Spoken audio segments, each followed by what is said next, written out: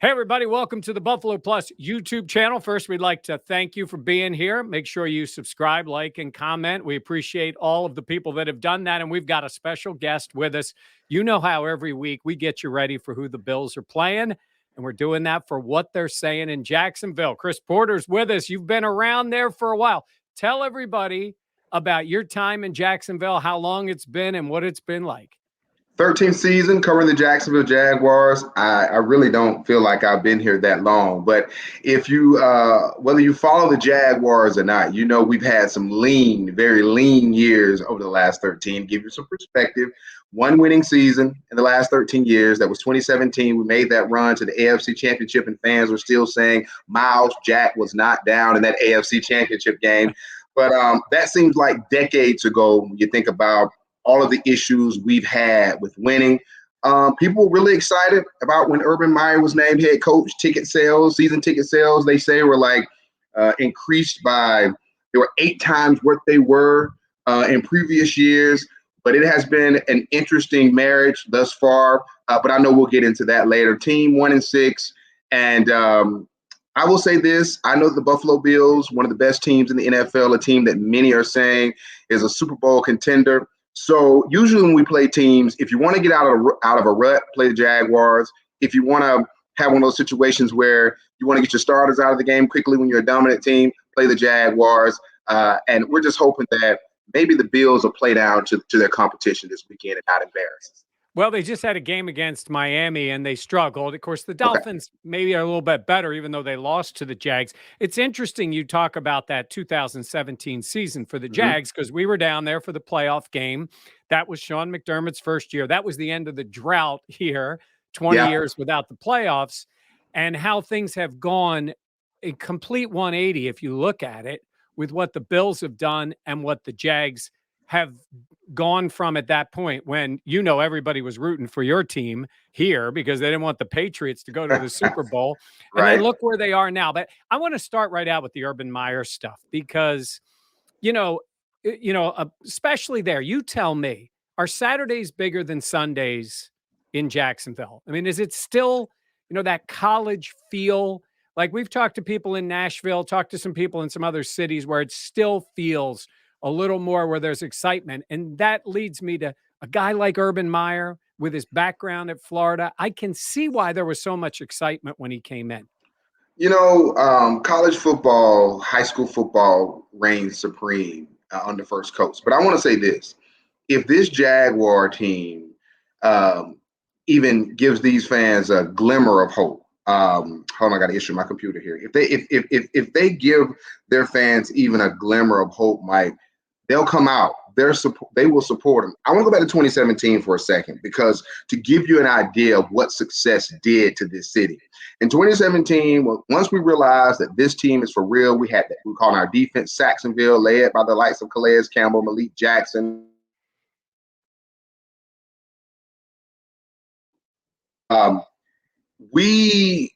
This city was on fire.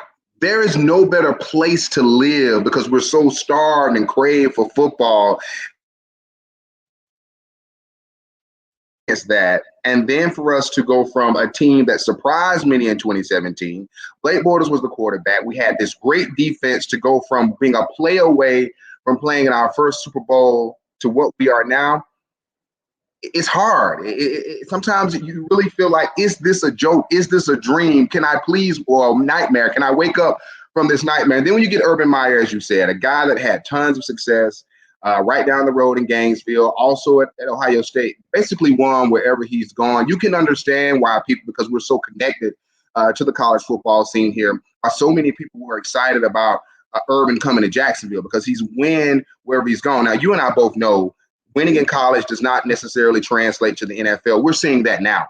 And I think people are really surprised. And like we look at Sunday's game, we're dumbfounded by the fact that a guy who, as you know, is a competitive maniac, a guy who's all hands on, that's always been his thing, that week after week, we look so unprepared. It appears as if we know we're not making any adjustments. And I think that's the part that is surprising most fans and myself most is that you kind of walked away from Sunday's game, for example, feeling like Urban appears to be just overmatched. Yeah. And that's strange because, we've seen this happen before in the NFL, when like Steve Spurrier came in, but Yep. Steve Spurrier was not known as a grinder and a worker like Urban Meyer. I would compare it more to Jimmy Johnson going from Yes. Miami and coming to the Cowboys and looking overmatched and 1-15. And he Yep. got his quarterback in Troy Aikman. And then eventually it came around. But I think the thought then was Jimmy was going to grind it out and he was going to try to make it work. There already was, there's always rumors about Urban, but And one thing too, I didn't yeah, mean to cut you off. Speaking no, about Jimmy Johnson, I think one thing that people really they talk about a lot of times, but what you can't underestimate is that Herschel Walker trade and yeah, the draft picks they got and how he hit on those draft picks. Because when you think about it, Urban Meyer, when we traded Jalen Ramsey to the Rams not that long ago, we got a lot of draft capital in return. He wasn't there for that first year, but this year he and Trent Baalke had quite a bit to work with. And I think the biggest thing is that Jimmy Johnson hit on when they made the picks. And we don't know what Travis Etienne could have been because he was injured before the season even started. But, some football fans even question that move because when you get a guy in Trevor Lawrence, who people are saying is a generational quarterback, comparing him to John Elway and Andrew Luck and Peyton Manning and people like that, we all know that in the NFL, the game is won up front. And you would think that with that second pick in the first round, you got to get somebody to protect what you're hoping will be your franchise quarterback. yeah, and that's what he needs, right? And we've seen that Lawrence is running around. My thought was, Urban has had this history. Is there a Yes, thought down there that he could bail quickly on this thing? absolutely. Have you not heard about that USC job Yeah, that's open out in Los Angeles? And people love to say USC, which we know is one of the best jobs in the country. It was at one point. And a lot of people say that USC is kind of the NFL's version of college football, being in Los Angeles and all that kind yeah. of good stuff. But I don't know if USC is still interested after what went down with Urban not that long ago in Dublin, Ohio. And let me say this, and I'm a married man, been married with my wife 15 years. This October was 15 years we've been married. I think we're coming up on 11 years. Don't tell her I don't know the exact number because she killed me. But and I mean this in the most respectful way. The thing that happened with Urban Meyer and the lady did not bother me as much as knowing that he did not come back with the team. Oh, And I am so with you on that. because that situation with the lady is between he and Shelley. That's their deal, okay? But when you have a franchise, when you come in, because Urban Meyer came in talking the talk, he was saying everything that Jaguar fans wanted to hear, needed to hear, and they believed. They believed. Despite the whole thing with the Gators and calling him Urban Liar and all that kind of good stuff, they forgave him. We want to win, and then you come because Urban has made some questionable moves in the short time that he's been here. I guess he's just being himself. And even after the whole ordeal with hiring the guy from Iowa who's an accused racist and a bully, and his lame excuse he gave for not properly vetting this guy. When you think about all we've been through or going through as a world with Black Lives Matters and as my wife would tell me, before you speak, read the room. I just feel like Urban is beginning to be that guy that fans are becoming tired of already. We understand nobody is downplaying how bad this roster is. Nobody is downplaying that we knew it was going to take a couple of years to get this franchise turned around. But at the same time, nobody ever thought that we looked this bad. That was the worst game this past Sunday that I've seen the Jags play, Mike, in a long, long time. And I've seen some bad football. That was one of the worst. So are Yeah. there fears that he will bail before the situation in Dublin? Yes. I don't think USC would want, and then again, I don't know, boosters, when you win on that Yeah. level, they'll do whatever. I don't think we're afraid that he's going to bail, but I do think people are questioning whether or not, why he hasn't said it, whether he's quit. Yeah. You know, it's interesting. You know it, I know it, and sometimes I'm not sure the fans do. You made that mention of going back with the team.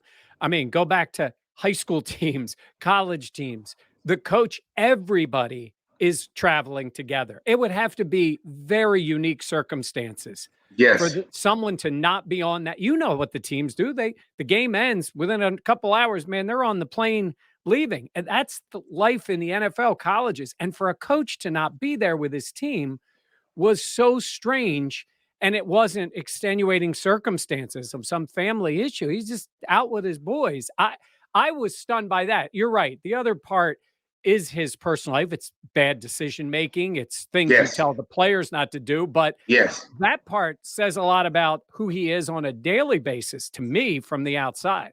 Yes, because you think about it, you're talking about changing a culture. We have a losing culture here. You're telling players to own it, and sometimes I never played in the NFL, but talent isn't enough. That's why I'm a sports anchor. But when I sometimes I ask myself, am I just being too much a fan, or if I'm really being realistic? Because fans sometimes we want everything now. And once I heard Tony Dungy say that in his 40 plus, 30 plus years of coaching, that he's never heard of a situation where the head coach did not fly back with the team, that assured me that my mind wasn't playing tricks on me. Plus, we at that point hadn't won a ball game. We haven't we've been in some games, but we haven't looked all that good. How are you not on the plane looking at the film, trying to figure things out when you're trying to turn around a culture here? And I just felt like, I just don't feel like NFL players for much longer, if they still are, if they're going to back a guy, they're going to tell us one thing as reporters, but if they're really going to back a guy that they feel like is not all in. Yeah. It's interesting here with Sean McDermott, who is a grinder, a worker. I mean, without him, you know how sometimes you can tell a coach or somebody saying something for effect and they want everybody to Yeah. know how hard. McDermott just will casually a lot of times say, like, the game ended at home 2 weeks ago, and he and the coaches were going over next door and going to start with the film to get that ready for the players for the next week. We just assume that out of a head coach. Yep. And the players respect that because they know he works as hard or harder than any of the players do. No doubt about it. Yep. Yeah. All right, let's get to the other part of this franchise, which is Trevor Lawrence. Mm-hmm. And it's got to be difficult to be in the circumstances he's in. I made that comparison to the Cowboys. I mean, Troy Aikman looked atrocious as a rookie. That team True. was bad. He was getting crushed. There was even some question whether he would be the guy there just because they were so bad that year, and he didn't even win the one game they won. Trevor Lawrence, you can see the talent from the outside. You can see the throws. What has it been like for him to try to navigate this whole thing as a rookie and a starter from day one? I will say this. I am very impressed because I heard all of these things when, because there never was a question that he was going to be the top overall pick. But when hearing from the top brass, Shad Khan, the owner, Trent Baalke, and Urban, before he ever played a game, everybody always talked about his maturity, about how although he's such a young guy, he's so seasoned mentally. And I wasn't surprised because you can't win on every level and have the success that he has had and not have possessed those types of attributes. But Trevor I think he's been Urban Meyer's saving grace, because when you think about all that is going on, from, like I said, with the strength and conditioning coach, the OTA fines, the losing, the not flying back, the thing, he has had his coaches back. Despite the struggles of the offense, despite the fact that some days, most games, we have looked as if there has not been any game plan at all, he has stayed the course. He continues to say all of the right things. And I do believe that he genuinely believes that things can get better. Things will get better. And I will say this. There have been some games the Jaguars could have won. We could have beaten Arizona if it weren't for a bonehead flea flicker call late in the game, deep in their own territory, where his pass was intercepted.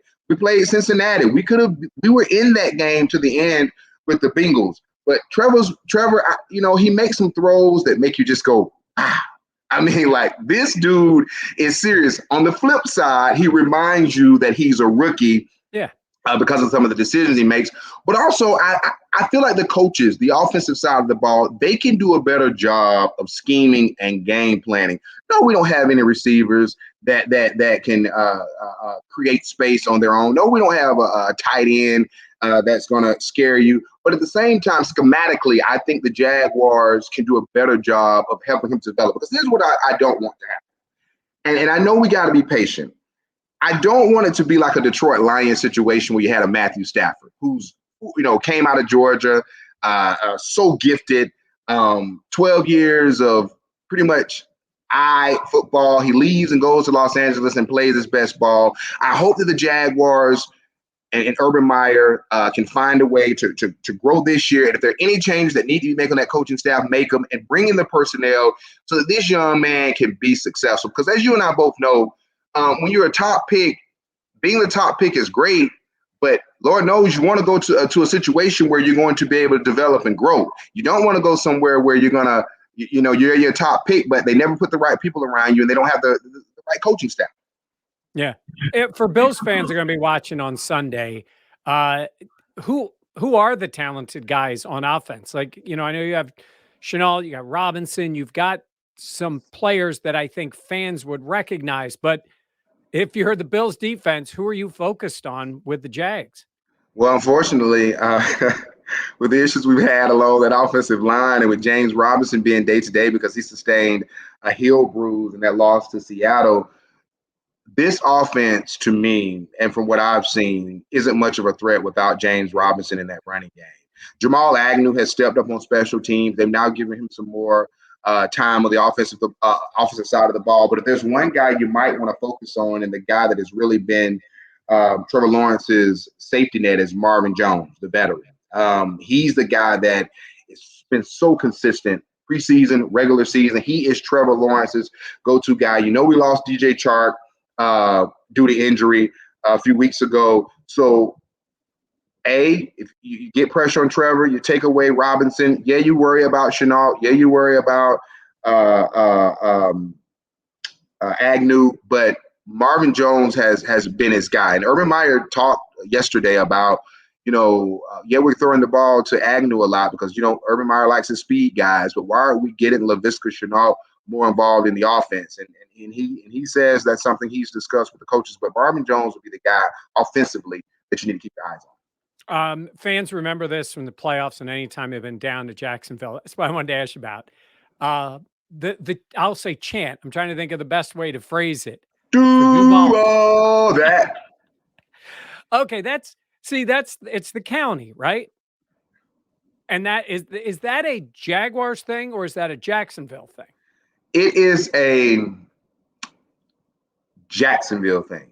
When we win, no matter what the team is, you're going to hear everybody screaming, Duval, and it's great if you're a Jags fan. Now, opponents don't like it, but it is a Jacksonville thing that is majority of the time done because the Jaguars, that's the one team that we all support at Jags games.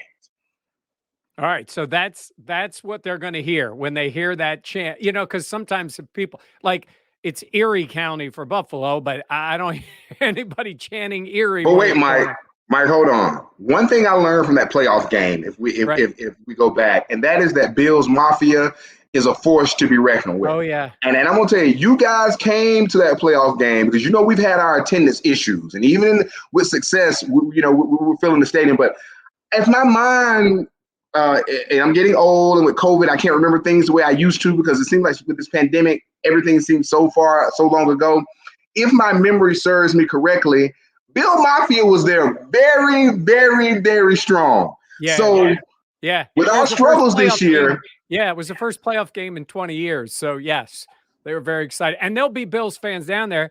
They've got a trip to New Orleans on Thanksgiving. They'll be there. We were with them in Nashville. They were there. They'll be in Tampa in December. They'll be there. New York in a couple of weeks. Yes, Bills Mafia travels. And I won't be surprised if half of the stadium is Bills Mafia because, we're 1-6. We're struggling. It hadn't been a good brand as far as on our part to watch. Yeah. One other thing I wanted to ask you about, and I think this relates to the Bills too, in their recent past. The Bills used to have games in Toronto. That was part of their home games. I was in London for the Bills-Jags game in 2015. I know you've been there for multiple Bills or for Yep. multiple Jags games. What's it been like to have those games in London? And is that what it's going to be, or is there a thought that it could be more than that? The games in London for me personally have been great, but Yeah. since I've been here and I got here in '09, there has always been this fear that the Jaguars will be moved. So whenever you take away one of the games and take it to London, because we know the NFL is just thirsty to I believe they want a team to play. They can figure it out. They would want a team in London. And Shad Khan is committed. He signed the contract. He's that one NFL team that was one of the first to go over there and is committed long term to playing at least one game. Then you add a second game. Because now we play 2 games in London. This year we're not, but before the pandemic, we're committed to 2 games in the city of London. It does not ease people's concerns about this team possibly moving, because you have to understand Shad Khan has invested a lot in this franchise here in the city of Jacksonville. But I think this is going to be the key to the Jaguars being in the city of Jacksonville without a threat long term. Right now, City Council is voting on this whole thing where they want to build an amphitheater. They want to build, how many you go to Patriots Way or Indianapolis, you have all these shopping centers, hotels, et cetera, et cetera, et cetera, practice facility. They want that. That is what City Council, I think they approved the practice facility, but there's a big package that they're working on because they want to make downtown Jacksonville, a Jaguar Stadium, a destination, a Thursday through Monday type thing when NFL fans come to our city or when our fans, go to a game. And so that to me is going to be critical because, we're never at the top, when it comes to generating revenue.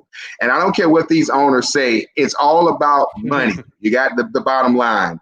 And I feel like I hope City Council really understands how important it is to pass this measure, because when I think I read this, and if I'm wrong, I'll say I'm wrong, but when we had our last conversation about this practice facility and this thing they want to do there, that it's not so much that if Shad Khan wants to stay in Jacksonville as it is, if he wants to stay, the NFL has to pretty much say, this is a viable NFL city, meaning you have what it takes, like those facilities, like that hotels and restaurants and all that kind of stuff to make it an experience. So I know he knows that. I feel like City Council understands that. And I feel like the only way we can, without every day waking up, because for the first 4 years I was here, I was the lead talking about St. Louis or San Diego or moving wherever.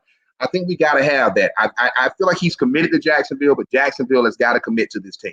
Yeah, it's really interesting because there are so many parallels between Buffalo and Jacksonville in that way, with the other games, with the small market, with the generating revenue, and all of those different things. Final thing for you, we always ask whoever we talk to, what would it take? In this case, it'd be substantial underdogs for the Jags to pull off an upset. So if you're thinking that way, what's it going to take Sunday? And what do the Bills have to be concerned about? Prayer. I've been praying since Sunday that this franchise is not embarrassed. Listen, we made Geno Smith look like an all-pro. I tweeted this out on Sunday.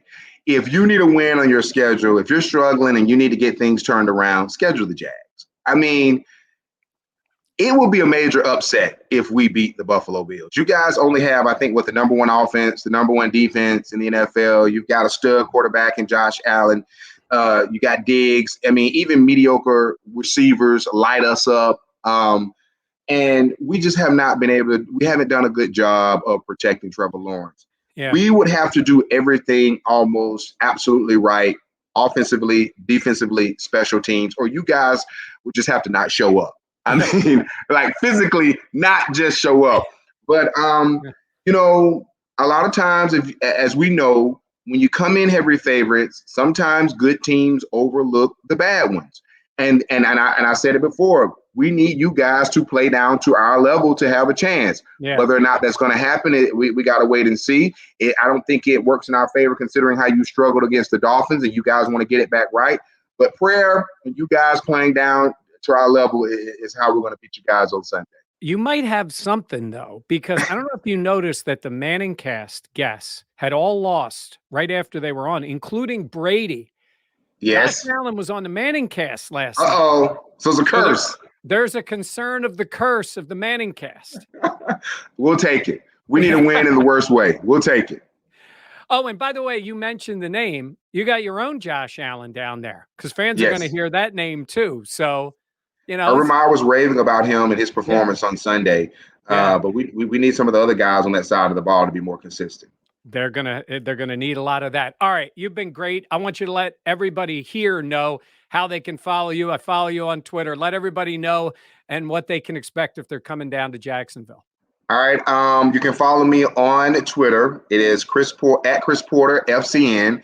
On Instagram, I'm Chris the Reporter, all one word. If you're coming down to Jacksonville, the good thing for Buffalo fans is the humidity is not going to be bad.